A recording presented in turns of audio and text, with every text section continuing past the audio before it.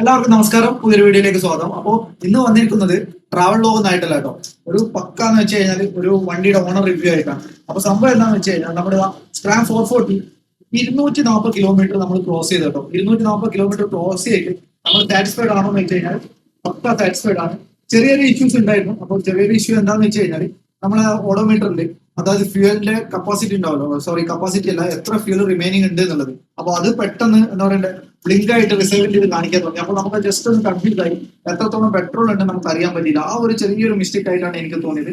പിന്നെ എടുത്തു പറയുന്നത് വെച്ചാൽ നമ്മൾ ഈ പാസ് അടിക്കുന്ന സമയത്ത്, ലൈറ്റ് ജസ്റ്റ് പാസ് അടിക്കുന്ന സമയത്ത് അതൊരു എന്താ പറയുക, ക്ലിയർ ആയിട്ട് സ്വിച്ച് വർക്ക് ചെയ്യുന്നില്ല. അതാണ് ഒരു ഇഷ്യൂ ആയിട്ട് എനിക്ക് തോന്നിയത്. പിന്നെ മൂന്നാമത്തെ ഒരു കാര്യം എന്താണെന്ന് വെച്ച് കഴിഞ്ഞാൽ നമ്മള് ഇവരുടെ ഇത് ഓപ്പൺ ചെയ്ത് നമ്മൾ അയച്ചല്ലോ, പെട്രോൾ അയക്കുന്ന സമയത്ത് കറക്റ്റ് ആയിട്ട് നമുക്ക്, അതായത് പെട്രോൾ നമ്മൾ ഓർമ്മിക്കാണ്ട് അടിച്ചു കഴിഞ്ഞാൽ, അതായത് നമ്മളിപ്പോ കൂടുതൽ ശ്രദ്ധിക്കാണ്ട്, ഇപ്പൊ അവര് ശ്രദ്ധിക്കാണ്ട് പെട്ടെന്ന് നോർമൽ വണ്ടിയുടെ പോലെ തന്നെ ഇങ്ങനെ എടുത്തിട്ട് അടിച്ചു കഴിഞ്ഞാൽ ഓവർഫ്ലോ ആകാൻ സാധ്യതയുണ്ട്. കാരണം അവിടുന്ന് ഫുള്ള് സ്പ്രെഡാണ്, ഓവർഫ്ലോ എന്ന് വെച്ച് കഴിഞ്ഞാൽ സ്പ്രെഡ് ആണ് സാധ്യതയുണ്ട്.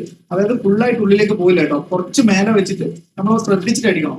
അതാണ് ഒരു മെയിൻ ഇഷ്യൂ ആയിട്ട് തോന്നിയത്. അതൊരു അഡ്വാൻറ്റേജും ആണ്, ഡിസഡ്വാൻറ്റേജ്. കാരണം എന്താണെന്ന് വെച്ച് കഴിഞ്ഞാൽ അഡ്വാൻറ്റേജ് എന്താണെന്ന് വെച്ച് കഴിഞ്ഞാൽ ഫ്യൂൽ ശരിക്കും പാസ് ചെയ്യുന്നുണ്ടോ നമുക്ക് അറിയാൻ പറ്റും കേട്ടോ. ഇപ്പോൾ പെട്രോൾ പമ്പിൽ പല ആളുകളും പറയുന്നുണ്ടോ, പ്രസ് ചെയ്തിട്ട് ഫ്യൂൽ ഉള്ളിൽ പോകുന്നില്ല. അപ്പൊ ഇത് പ്രസ് ചെയ്ത് കഴിഞ്ഞാൽ നമുക്കിത് ഫുള്ള് ഉള്ളിൽ പോകുമോ ഇല്ലയോ എന്നുള്ളത് നമുക്ക് ക്ലിയർ ആയിട്ട് മനസ്സിലാക്കാൻ പറ്റും. പിന്നെന്ന് വെച്ച് കഴിഞ്ഞാൽ റൈഡിങ് കംഫർട്ടിനെ പറ്റി പറയുകയാണെങ്കിൽ വേറെ ലെവലാണ് കേട്ടോ റൈഡിങ് കംഫർട്ട്. അതായത് നമ്മുടെ പഴയ ഹിമാലയന്റെ അതേ ഫീലിംഗ് നമുക്ക് കിട്ടുന്നത്.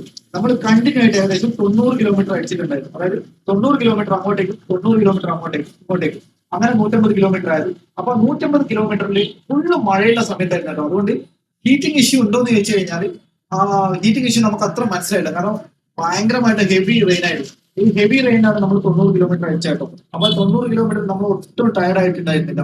പിന്നെന്ന് വെച്ച് കഴിഞ്ഞാൽ ഹീറ്റിംഗ് ഇഷ്യൂ ഞാൻ നേരത്തെ പറഞ്ഞല്ലോ, പലരും പറയുന്നുണ്ടായിരുന്നു ഇതിന് ചെറിയൊരു ഹീറ്റിംഗ് ഇഷ്യൂ ഉണ്ട്. ഈവൻ ഷോറൂമിൽ വണ്ടി ഇറങ്ങുന്ന സമയത്ത് അവർ നമ്മളോട് പറയുന്നത് ചെറിയൊരു ഹീറ്റിംഗ് ഇഷ്യൂ ഒക്കെ ഉണ്ടാവും, അത് ഫസ്റ്റ് സർവീസിന് ശേഷം നമുക്കെല്ലാം ഇതാവും. പക്ഷേ ഞാൻ തുറന്നു പറയട്ടെ, എനിക്ക് കണ്ടിന്യൂ നമ്മൾ അടിച്ച സമയത്ത് നമുക്ക് വലിയ ഹീറ്റിംഗ് ഇഷ്യൂ തോന്നിയിട്ടില്ല കേട്ടോ. അത് ചിലപ്പോൾ ഈ മഴയാകാൻ കാരണം, അതാണ് മെയിൻ ആയിട്ടുള്ള ഒരു കാരണം. അപ്പോൾ ഇതിന് ഫുൾ വീഡിയോ വരുന്നുണ്ട്. വീഡിയോ കണ്ടിട്ട് നിങ്ങൾ ഫുൾ ആയിട്ട് നല്ലൊരു അഭിപ്രായം പറയാം കേട്ടോ. Bye bye.